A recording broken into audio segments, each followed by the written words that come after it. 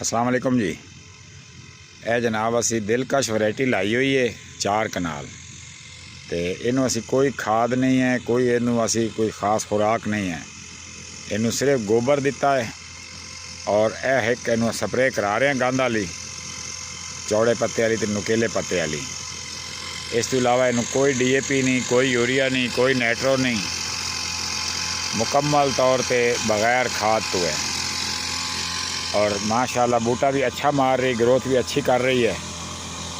तो इनू असी सिर्फ गोबर देने गोल गोल के ताज़ा है, नाल ही साडा डेरा है, इत्थों जानवरों का ताज़ा गोबर इन्होंने असी पाने जब ही पानी लाइए। 2 पानी इन्हू ला चुके असी तो यह देख लो माशाल्लाह ज़बरदस्त खड़ी है। और ये साडे काका जी ने स्पैशल स्प्रे मास्टर बहुत ज़बरदस्त तरीके नाल स्प्रे करते हैं। तो ये साढ़े इलाके के मन्ने परवन्ने स्प्रे वाले ने, अज उन्हें स्प्रे करते पे 4 दिन इंशाअल्लाह ये जड़ी बूटी सारी खत्म हो जासी, सिर्फ गंदम गंदम रह जाएगी। उतो फिर इनू पानी लावांगे तो फिर इनू असी गोबर ही देवांगे।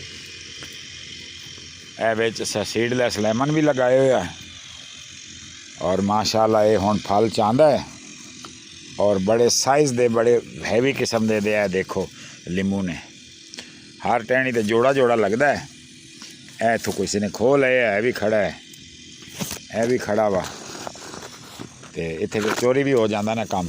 अगे नवे फुल भी लै रहा है, देखो फ्लावरिंग तो भी है।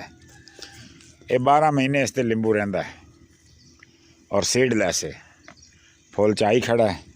यह दूसरा पौधा भी इन्होंने 2 साल हो गए है। पिछले साल भी इन्होंने फ्रूट चाया सी, इस साल भी चा रहे हैं। तो हौली हौली वधदा जा रहा फ्रूट। ए देख लो, ए देख लो फ्रूट आया। तो ये ज़बरदस्त गंदम जनाब ग्रोथ कर रही है। सिर्फ इनू चौड़े पत्ते वाला तो नुकीले पत्ते वाला ही स्प्रे मार रहे हैं और ज़बरदस्त है ये जनाब।